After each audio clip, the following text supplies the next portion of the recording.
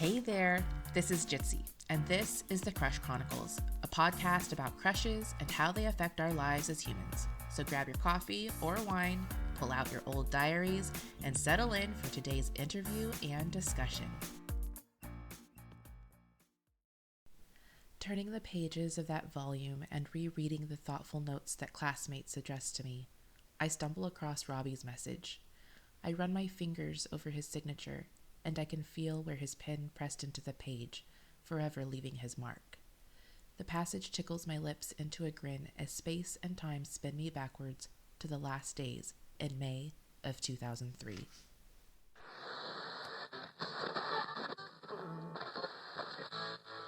Okay, this is episode 2 of the Crush Chronicles podcast, and I am happy to introduce Kim, she, her, as the featured guest today. Welcome, Kim.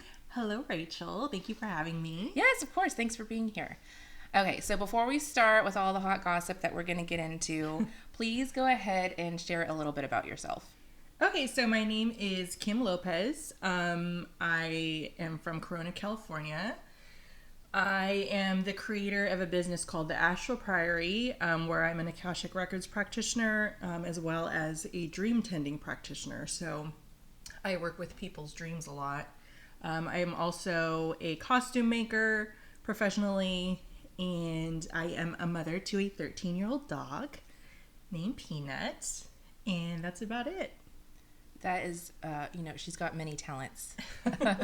Multi-talented Many person hats. here. Yeah. And really great at everything that she does from personal experience. Just going to put that out there. So let's get started with our icebreaker. So, yeah, before we get into our main topic, let's talk about who is a current celebrity or fictional crush you have currently, or one that you had in childhood. Well, okay, so the current celebrity crushes, honestly, that's kind of hard because so frequently I've had crushes, like celebrity crushes, where something has come up later on where, accusations and stuff have... I just can't have crushes on celebrities anymore. It's so hard. But when I was a kid, one of my biggest celebrity crushes, junior high, was Freddie Prinze Jr., and I had a huge crush on Brendan Fraser. Oh, sorry. Yeah. I couldn't contain myself with that one. I had his poster from The Mummy on my closet, I think. I had so many celebrity crushes when I was young. What a great choice, because the costume from The Mummy is very on point. Yeah. For making him look extra handsome. Oh yeah, he was so hot. I actually saw a tweet recently. It just said, it was a woman that just said, every woman really just wants one thing, and that's for Brendan Fraser to be happy. Yes, I agree. He was so pinnacle in the late 90s and stuff, and then he disappeared, which the reasons were understandable, but it's nice to see him kind of coming back. I mean, obviously we're all 30 years older, so that makes a difference, but yeah. He is one of the ones that also fictional. Also, this is when I was younger, was Legolas from Lord of the Rings. Yes. I forgot about that one. You're not the only one. I know you're not the only one. I actually, that little obsession with Legolas, kind of led me to make a pen pal from England. And that was through an Orlando Bloom fan forum that we kind of got talking, and then we would for years we would send letters to each other, and it all started because of our shared love of Legolas. That's so cool. When was the last time you guys shared a letter? Oh, I think I was still in my teens. No, I haven't heard from her in years, but if it you're was nice. Out there, pen pal, reach out, reconnect. I love that, fictional crush is, bringing people together across the world. Seriously. And even one year we mailed each other Christmas gifts, and Aww. So I had purchased a snow globe from Disneyland, and then she had drew me a picture of Legolas, and then framed it and sent it to me. So it was really sweet. Nice. Yeah. Do you still have it? God, maybe somewhere in my keepsakes. Oh my gosh, that would be worth a dig through. It's a time capsule. Mm-hmm. Let's see. I don't know who is my current celeb or fictional crush. I don't know. I'm just going to say Pedro Pascal because Yeah. I know just like jumping on the bandwagon, but I mean, there's reason to jump on the bandwagon here. That's a good one. I mean, we also have the shared one of Aaron Taylor Johnson. Oh my gosh, Yeah. yes. Yes. He's like Bullet hot. Train all day, every day. Yes. And then Ryan Gosling. Yes. We have that one too. Yeah, we do. Those ones have been safe so far, so it's like okay to Don't like mention F those. it Yeah, up. don't fuck it up. So yeah. All right. Icebreakers have been broken, so let's go ahead and get into it. So, before attending today, you read part 2 of the story of Robbie. So, we're going to have a discussion inspired by that section of the story. First question. At the beginning of the piece is when I began my college career. I speak to wanting to have a quote-unquote traditional college experience, although that was already destroyed once I had to take a gap semester. What was your college experience like? Long. I feel like it was pretty typical for people who go to like commuter colleges. So obviously I'm born and raised Southern Californian. After high school, I went to community college, and because throughout high school all they told you was like, yeah, it's great if you go to community college and get your GEs done in 2 years. Oh, really? I wasn't told that. I was Really? just like, apply and go to the... Nobody told me about community college. Thank goodness I ended up going. Yeah. Because it probably saved me a lot of money, but no, they're all like, apply to your 4-year, blah, blah, blah. Oh, no, they encourage community college, which obviously, cost-wise was it's really helpful for a lot of people who can't afford how expensive universities are for your institutions, but when they told us about that, like they made it seem that no, they didn't make it seem. They flat out told us like 2 years at community college, and then you transfer to your 4-year, and then another 2 years, then you're done. But when I got to community college, and like the first week I went to go see a counselor, and I let them know like, yeah, I want to transfer in 2 years, and they like literally laughed in my face and said, they're like, oh yeah, no, that's not gonna happen. Like maybe 3 years if you're lucky, but like likely 4 years.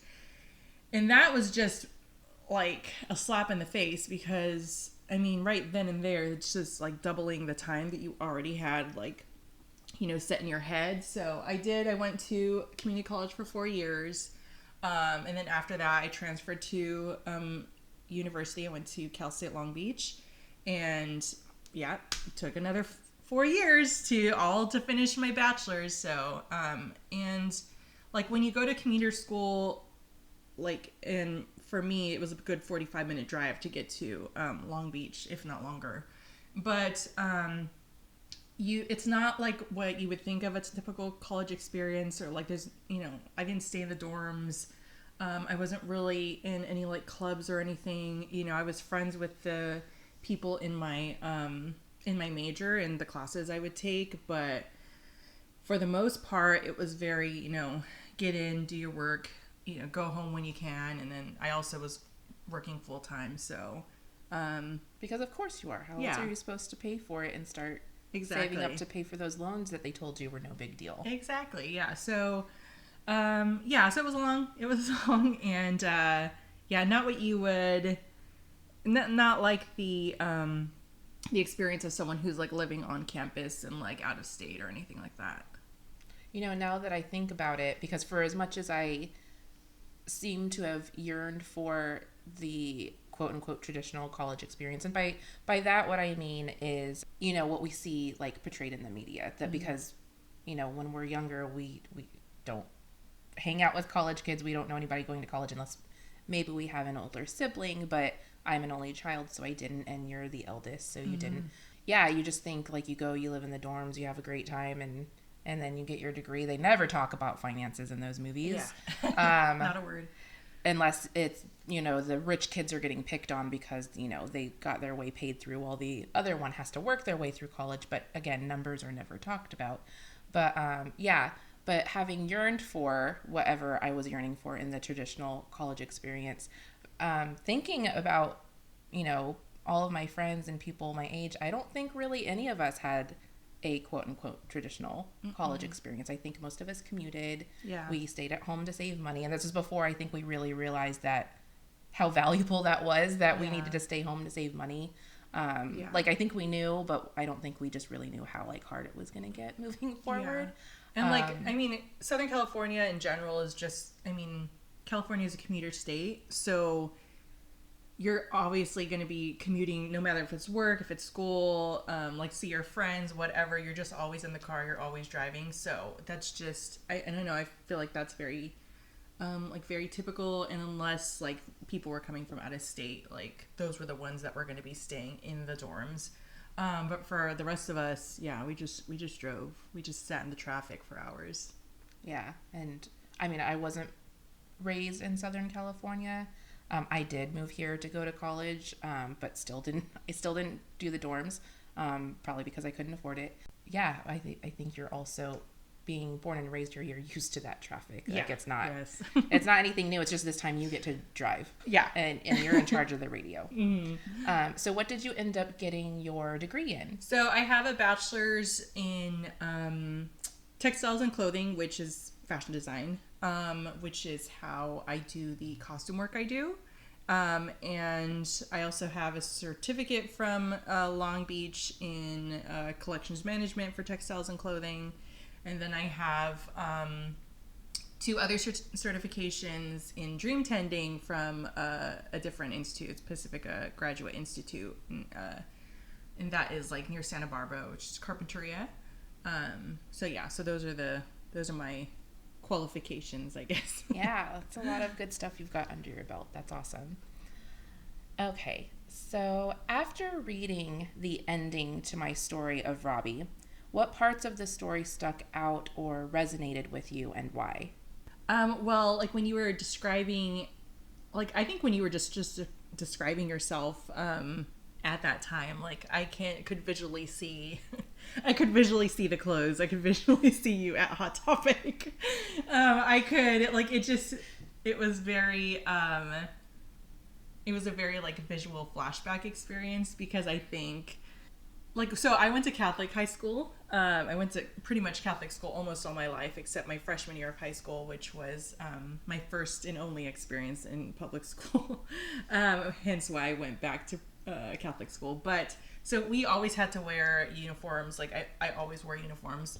But like, when we would go to, back then we would go to the mall and stuff, Hot Topic was one of the places that you go and it's almost like, oh my God, it's like edgy, you're kind of like scared to go in, like, because we're like these sheltered Catholic school kids. And so I could like see, like, I could visually see that, like, it was, in like almost like the, Robbie who you like also described, I could also kind of see this. For me, it was almost like, what's that guy, James, is it James Spader? Yes. Like, okay, James Spader-esque kind of like white guy. Like, I could kind of see in my mind's eye with like, well, I mean, back then it was like the hair, at least over here, like all the guys had their hair spiked, but, so I don't know how it was in, where was this? It was in Texas. Texas. Yeah. I was like, I know it wasn't South Dakota. But, yeah, so, but like, that's what I was like seeing. I was seeing like the visuals of it, like of the storytelling, and just kind of like flashing back at the time, like, you describing Avril Lavigne and just seeing all the hot pink and black in my imagination, which happens to be my favorite color combination. So part of the story that I like resonated with was like the like uncomfortable like feeling of like trying to play it cool when someone that you like or are attracted to is like in front of you, like kind of like interacting with you in a way, like referring to you, and like even though in your heart, in your body, you're probably like freaking out, like, oh my God, but you're trying to keep it cool, like keep it like it's no big. Yeah, it's no big deal. Like trying to play it off like, oh yeah, no, it's totally fine that you're talking to me, but then like really you just like you're dying inside. So all of that was really like resonant to me. Hey, well, first it makes me happy that you were really transported back to Hot Topic, because I actually don't feel like I really gave that too much detail, but the fact that you were still able to transport back there, I love that, because that's part of what I want to do with my writing, because I really think millennials, there's probably a deep set reason why we are so nostalgic. If you that's a whole different discussion, but given what we're going through now as adults, there's a reason why we want to go back. So I'm so happy that took you back there. And I love how you described, like, it was kind of scary and you didn't, because do you feel like Hot Topic was kind of the first store, or kind of probably still, it's really kind of the only store in like mainstream of its kind. I think back then, I don't know how it is now, like I haven't been in a Hot Topic like in years, but I think back then it was really like associated with like that's like entry level goth. And so I'm sure goths would like roll their eyes, but you were kind of like taking a peek into a different like subculture that was like easily accessible because it's literally in the mall, and back then that's all we had. Like we went to the mall all the time, so it was kind of like entering into another world. And you didn't know like they were gonna like accept you or like let you. Were they gonna be nice? Were they gonna like tell you get the hell out because you were dressed in like a Catholic school uniform or whatever it may be? But like I think that was just kind of probably manufactured, but like definitely an entry level into like seeing what other types of like lifestyles and stuff were out there. At least back then. Again, I don't know how. I feel like it's pretty like fandom now. Like Hot Topic, I feel like a lot of t-shirts, like graphic tees. Maybe. I also haven't been to a Hot Topic in a few years. The atmosphere, the last time I went into one, it was still pretty much the same. But even back then, that's part of the reason why I enjoyed Hot Topic, was because they were one of the few stores that had a lot of fandom stuff. Yes. That's where I said, like, I got my Breakfast Club shirt and stuff like that. Which even then I was into the nostalgia. Yeah. The nostalgia before we were born. Yes. Okay, so nostalgic tangent there. But we're going to move forward. So I think that it's pretty clear to most of us now that, putting people into cliques sometimes isn't so cool or accepted, but this is something that both Robbie and I seem to have done to each other. I categorized him as a prep. He categorized me as a punk kid. Even if it was loosely so. It didn't bother me then or now because I enjoyed the community I had with the other punk kids, and I still enjoy it when I attend a punk show now on very rare occasions because I get old and tired. So what are your opinions on the nuances of being in cliques or being put into cliques and the fine line that it straddles with the human need to connect with a community? I think, like you said, like there's pros and cons to it, and I really kind of think, I don't know how big your school was, but like I mentioned, because I went to Catholic school, it was a lot smaller. And so we did have cliques. They weren't as, and again, because we had to wear uniforms, they weren't as like apparent because everyone had to literally look the same. But yeah, there were cliques, and cliques in general, I feel like the deep down motivation of kind of like creating a clique or being a part of one really just calls to like this sense of belonging that we're all kind of looking for. Like we all even now try to find our people, try to find a community that is like-minded, has like similar interests and stuff. Those are the things that we bond over. And it kind of like, I feel like especially in high school, that like tendency, like that desire to kind of create these like little niche communities, like, you know, that are based on, you know, shared like experiences or interests and stuff. Like back then, I guess now too, but I feel like even more in high school, like it was more it like limiting. So like, yeah, like say you're a jock or you're a cheerleader or you're a goth or, you know, you're a theater kid, like those, like they kind of like kept you in those like spaces, you know. So like a lot of times like there was very little crossing of those, you know, like little groups.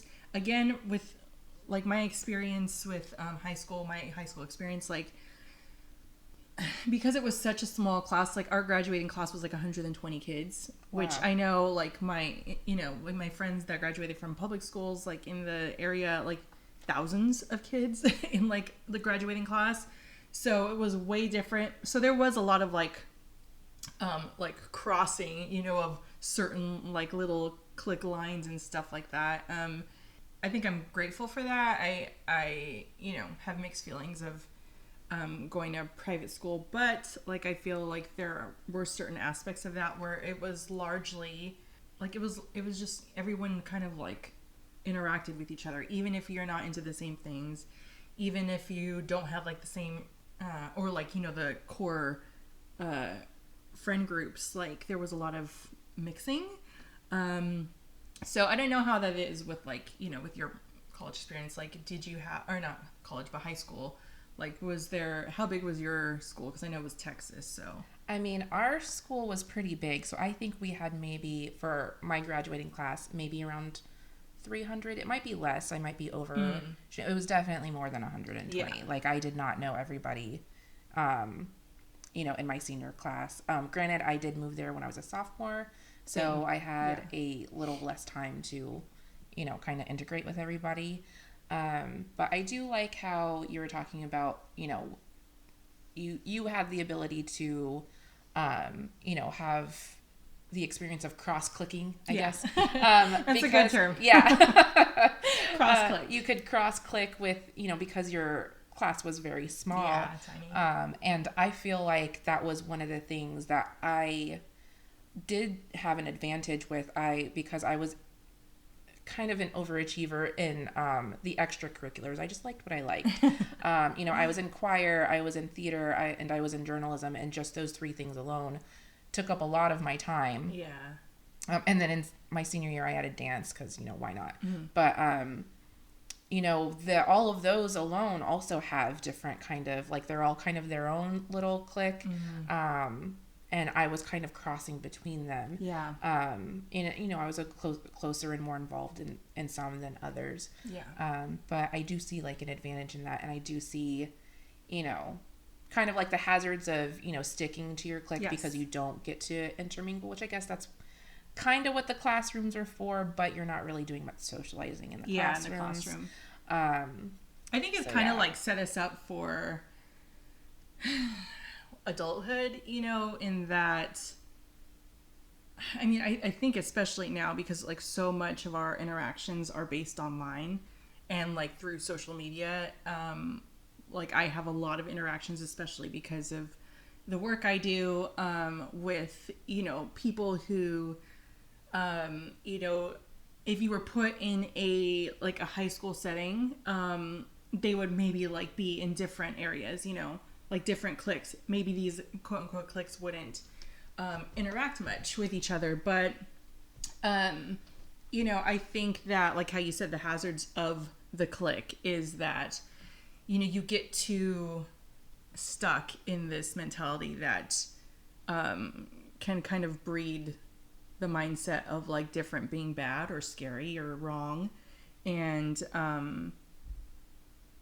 mean, that's what we see a lot today. You know, everything is so polarized, and that's just like in society, like American society, like is what we can speak to, obviously. But you know, like these, like it leaves very little room to try to understand other people, and understand different points of views, or understand different motivations or experiences or backgrounds and stuff. And yeah, kind of go back to that kind of high school, but also kind of like this archaic like mentality of it being different is bad or different is dangerous. Yeah, so it's like back then it might not have been that big of a deal because we were just like kids. So, you know, like very little consequences, I guess, like could go through that, other than like, you know, you dating outside of your clique and, you know, maybe your friends like teasing you about it or like not understanding. Or now I feel like those decisions to interact outside of like our little bubbles can be more impactful, you know, than obviously they were back then. But yeah, that's just my thoughts on that. They're all really good thoughts. Yeah, really good thoughts. One of the things that really brings to mind visually is I don't know if you remember the scene in Mean Girls when Janice Ian draws Katie a map and she's like, here's your cool Asians and your jocks and you know, your art geeks or whatever. The reason why that so resonates is because it's so true. Like you can kind of remember looking around your own school cafeteria and being like, okay, there's where they sit. And yes, you know, yeah, we had the same, me and my friends had the same area. Like we sat in, you know, and then like as the years changed, like, you know, we might move a table, or like we at one point we were like sitting in this table that was like kind of hidden behind one of the buildings that was like, so it was just like fully isolating ourselves from like the rest of the school. We're like, don't talk to us. Yeah, everyone kind of sticks. I mean, the same thing, like even when you go into class and it's like not assigned seating, I mean, people tend to stick to their assigned seating like from the beginning, even when you have the option not to do that. So yeah, I think it's really funny, like just like human nature. Yeah, it's a sense, again, it's trying to form like a sense of comfort and security. Routine. And routine. And probably in a way to try to reduce stress, because we all know that less time of your decision life, making, it's already stressful as F. So next question. The main thing with Robbie is how this was a very minuscule crush. Like we're talking like it maybe not even like the full school year. When you measure it against the timeline of my life, or even just like high school years alone. Yet the memories I have of him, even though they're very few, still make me smile over 20 years later, which sounds weird to say, but that's how old I am. What are your thoughts on the impressions that a crush leaves on us as we go through our lives?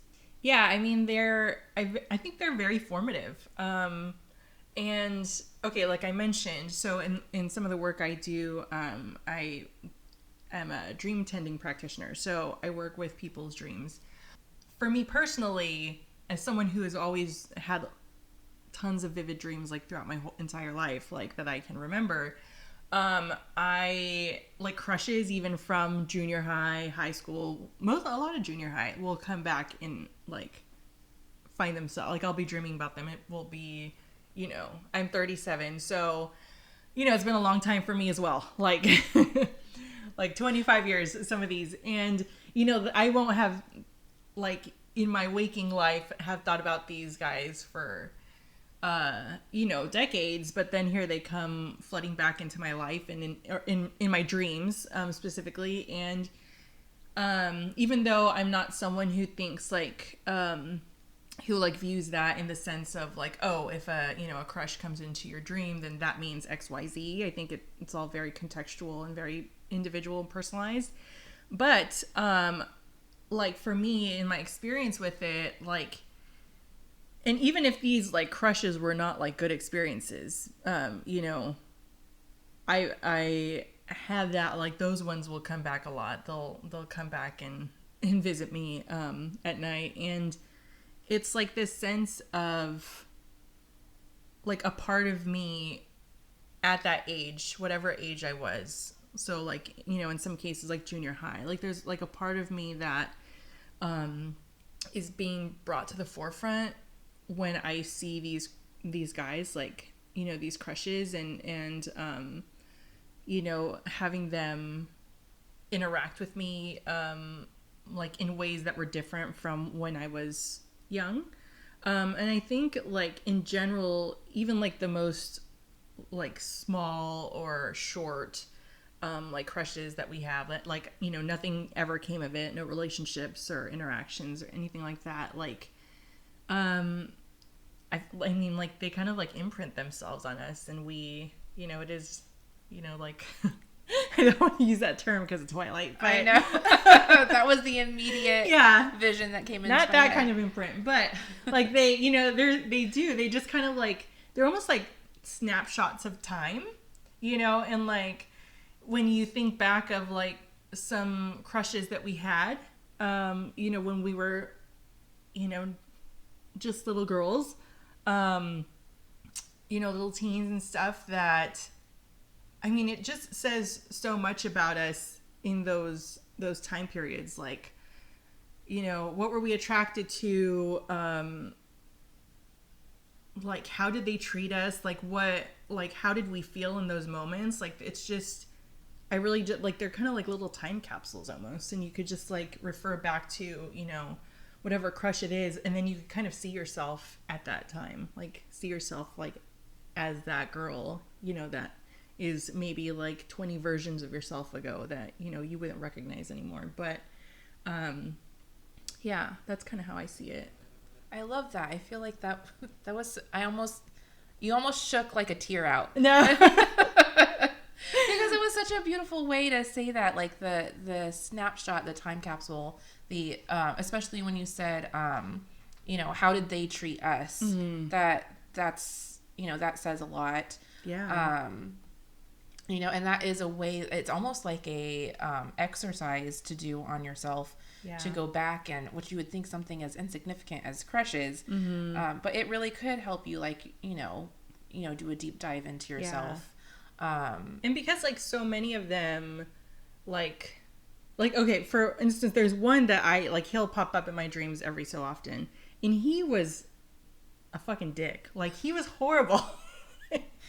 We've all had a crush on one of those. Yeah, at least one, if not more. Even my best friend from that time, like, she's like my oldest best friend. Like, we've known each other like our entire lives. She remembers it, and she's like, I can't believe, like, we just talked about this recently. She's like, I can't believe, like, how could you like him? I was like, I don't know. He was horrible. Like, he was horrible. But it was, so it's kind of like this, like, I don't know. It's kind of like saying, it's kind of saying something about yourself and your self-esteem in that moment, and, there's not a chance in hell I would ever let that occur, at my current age. You do see these kind of like progressions over time of the, the behaviors and like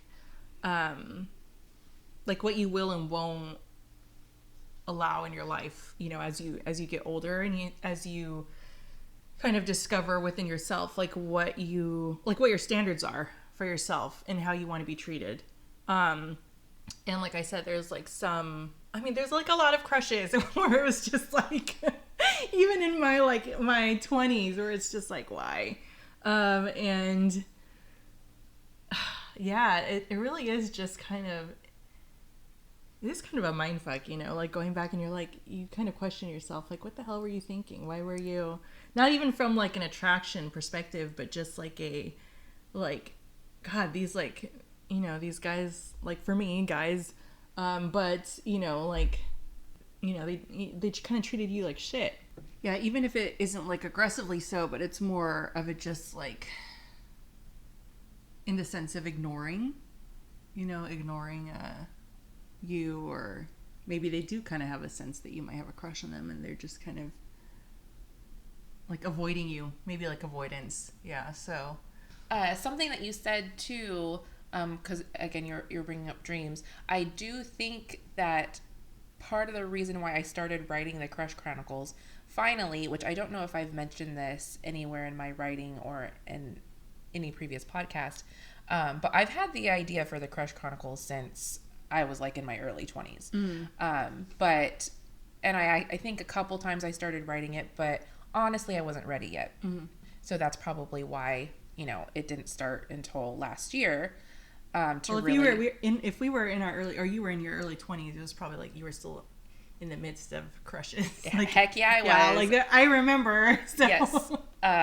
We did not present this earlier, but Kim is like my best friend, and we've known each other for 20 years. 20 years.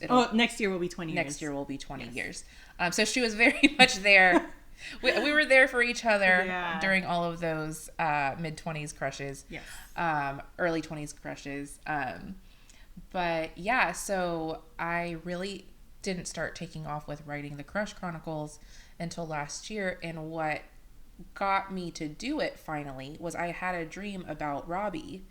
I don't remember what it was, but obviously it was enough to activate something in my brain. And while my youngest daughter was in karate classes, I grabbed my iPad and just started typing away, and that's how Robbie came out.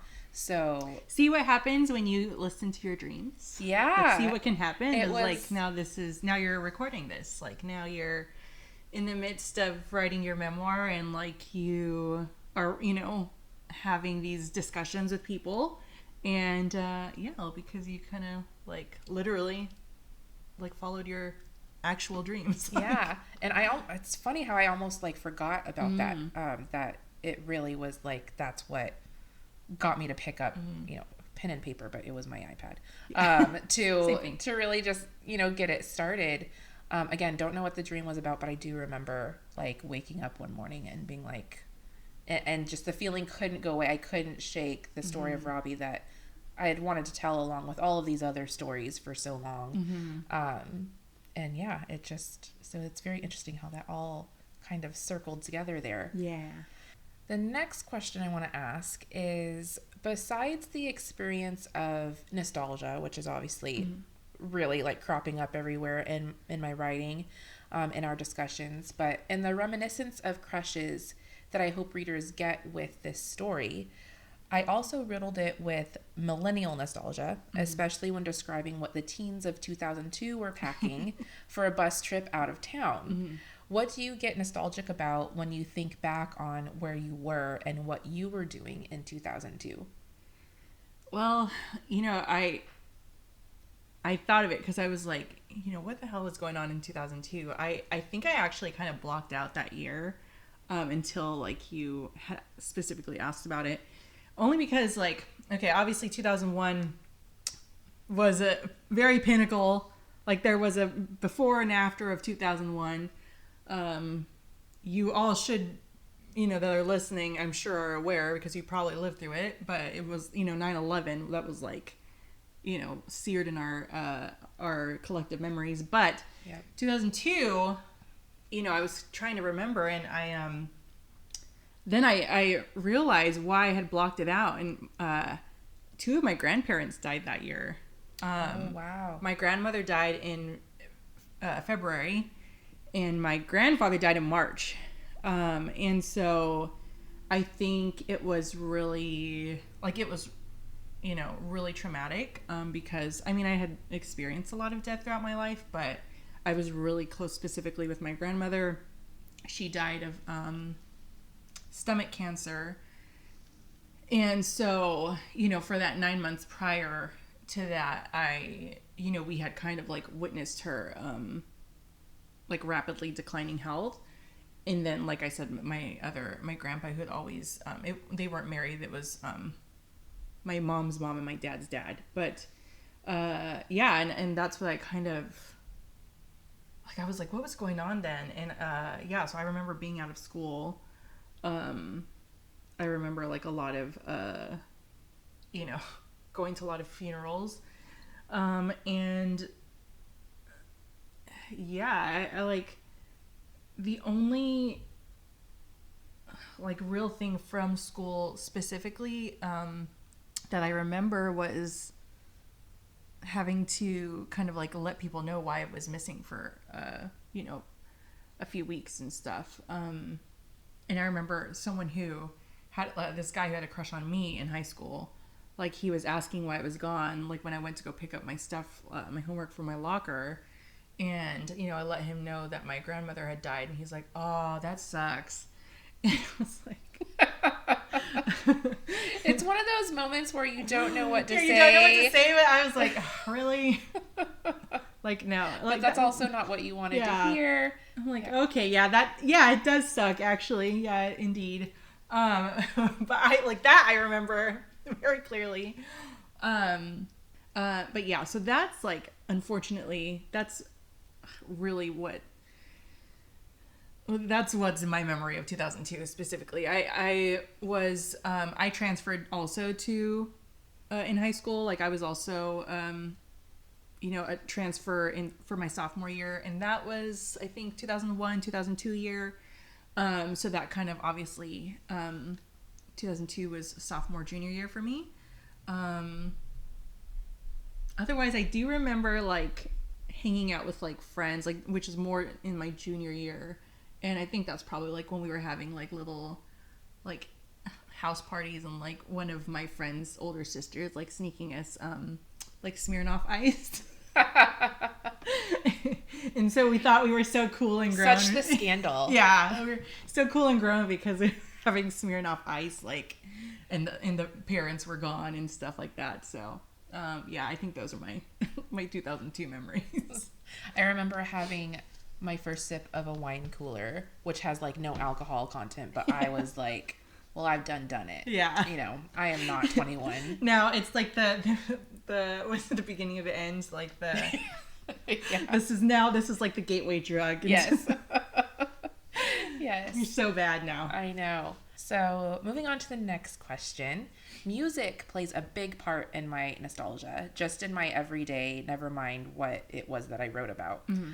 In Robbie's piece, though, I mentioned Avril Lavigne's album Let Go, which mm-hmm. you mentioned earlier.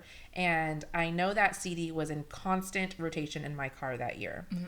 I also mentioned that whenever I hear any song by Led Zeppelin, I am reminded of Robbie, just from a brief moment that we shared on a bus in mm-hmm. Central Texas. How much do you think music plays a role in our memories? Oh, yeah. I think music is extremely like important when it comes to memory. For me, the album that like was 2002 for me was Coldplay, A Rush of Blood to the Head. And I remember because I was in my history class, and it's such an inconsequential like memory, but it is so clear. One of the guys in my class, he used to burn, like, he would pirate CDs. So he would burn CDs and then he would sell them for $2. Like all different types. Wow, quite the entrepreneur. Right? Yeah. Man, I could have done that. Seriously. And we did. We buy them all the time. So he would burn CDs, and he had the Coldplay one. And so I bought it from him because I was already a fan of Coldplay from their first album, Parachutes, which I think came out in like 2000.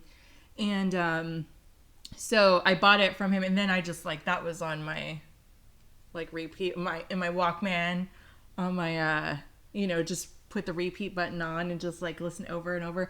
And also what ties into that is like at this time I was taking I think it was an English class, and again, when I went to Catholic school, but for some reason my teacher had us watch Bram Stoker's Dracula, the Francis Ford Coppola version. Yeah. And that's the one with Keanu Reeves. And Winona Ryder. Yeah, so we watched that in class, and there was a song on the album called Politic. And I don't know why, but it really reminds me of this scene in the movie, I think towards the end, where like Winona Ryder is like, I don't know, she's like a vampire at that point or something. Like, it's like she's like, they have her on that hill, like they're trying to like, the men are trying to go find and kill Dracula. And then I think she's already been bitten. This is after. Yeah. So anyways, it reminds me of that scene very specifically. But yeah, like Coldplay in general, but that album is just like pinnacle 2002. And yeah, 2003 probably for me. I was just listening to it all the time. Yeah. Yeah. So my 2002 was Avril Lavigne. Your 2002 was Coldplay. Yeah. Final question. If you were to write your own story, which crush in your life would you write about and why? I don't know. I mean, like, I feel like they're all tragedies. Like, hey, I mean, people love a good tragedy. I know, I mean, it's true. people are still over here jonesing over Romeo and Juliet. That's true, yeah. So, I mean, you can write all the tragedy that you want. You know what? I would probably write. So I had this wasn't high school. This was like I was in my early 20s, I think, and I was going to the gym and I had a personal trainer and he was really hot, like really, really hot. And we had like a really good like rapport. Like he would call me his favorite client and stuff. And I had so I like developed a huge crush on him. I was like really excited to go to the gym and work out. Oh, what a great motivator. Right? That is a really I might have gone. Right? Because I'm not a gym person, but maybe in my 20s I would have done that. Yeah. Oh yeah, like it definitely got me to go more often than I would have had I not had that crush. But the reason I probably write about that one is because, obviously like most other crushes, like nothing came of it.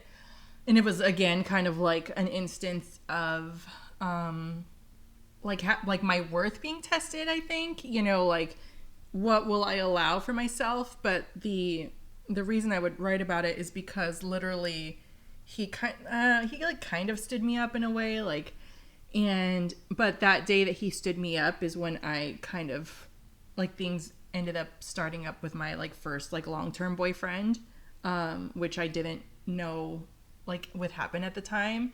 So it like that kind of for me kind of like catapulted like a different relationship that like ended up lasting for 3 years. So I think, and also because like the thing that he kind of I stand up is a strong term for this, but kind of like stood me up on was it was the second Pirates of the Caribbean movie. Oh yes. Yeah, it was a premiere at Disneyland, and I went and I invited him to that. So so that's why it kind of like, I think because all the other crushes I have, like, I don't know, it just feels like sad. At least this has like a story to it, Plus he was really hot, so yeah. Could be fun to reminisce about that. Yeah. And it kind of reminds me of something that you were talking about earlier. How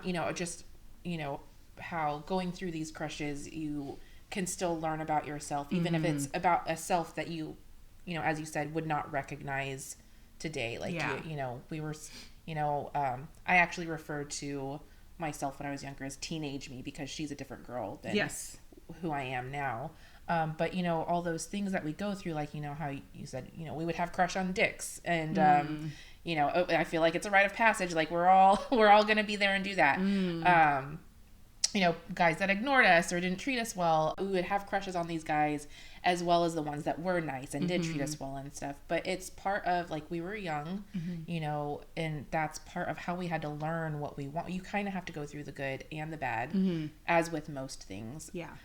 In order to learn what you do want and how you want to be treated, and how you don't want to be treated, and to discover your self-worth, because we just go through so much at that time, and you kind of have to just go through it, whether it's good or and bad. We continue to do it. I mean, like, no, obviously you're married, but like, I'm single, and it is still something that myself and my single friends like literally have, like, it, like, every time you have a crush and it doesn't end up the way that you hope, like, I mean, it's just all like reflectors. It's all just mirrors to, okay, like, what is it that you want for yourself? Like, what are you willing to accept? And yeah, like, even in our late 30s, these are still things. I mean, it's kind of sad how things don't change that much when you get older. You kind of still have to go through a lot of the same BS as you did when you were a teenager or preteen. But at least when you're older, like, when you have a lot of that experience under your belt, like, you're able to make decisions based on a lifetime of similar situations. You've got a good filter. Yeah. You would hope anyways, point. hopefully. I would, at least, even if it's just a little filter. Even a little filter, yeah. You want a Hopefully you're little bit. learning. Yes. You need to learn from every experience when it comes to crushes and relationships, because they really do matter. Even if they feel like inconsequential, it always tells us something about ourselves. Yeah, absolutely. I agree. Okay, so we could probably keep talking forever. That's literally what me and Kim do. Yes. When we were in our 20s, we would talk for hours just in the parking lot at work. So we're going to save you that, and we're going to stop here because we've come to the end of our time. But before you go, Kim, can you please share where listeners can find you? Yes, you can find me, especially if like you're curious about any sort of dream work stuff, but you could find me on Instagram at the Astral Priory. I'm sure Rachel will like link all of that information, because the spelling, but so you could find me there. You could visit the website as well, which is theastralpriory.com. And I think that's kind of it. I'm not really on any other social media aside for those. If there's anything that we think of afterwards, it'll definitely be in the show notes along with what you mentioned. But yeah, thanks so much for joining me, Kim. Thank you for having me. This was fun. Yeah, it was really fun. We'll have to have you back another time. Yeah. I feel like, especially with your dream work, with, a story I have, like, on the up and up, in the works, your insight might be valuable. Yeah, you know me. I'm always like very interested to hear people's dreams. That's all I want to hear about. All right. Okay, well, thanks again. Thank you. Hey, you. Yeah, you. Thank you so much for listening. It means the world to me. If you like this episode and would like to hear another, please make sure you subscribe so you don't miss the next one. If you have some extra time, check out my Substack at jitsy.substack.com. The link will be in the show notes. That's where you can check out my memoir series that inspired this very podcast. And you can take a look at the real life stories and experiences that inspired the topics that are discussed in each episode. If you'd like to support the show and keep future episodes coming, you can buy me a coffee. It helps fuel the writing fire.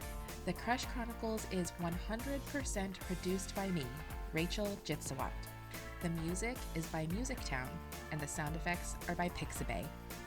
Thanks again for listening, and until next time, keep crushing it, because no one can crush it like you can.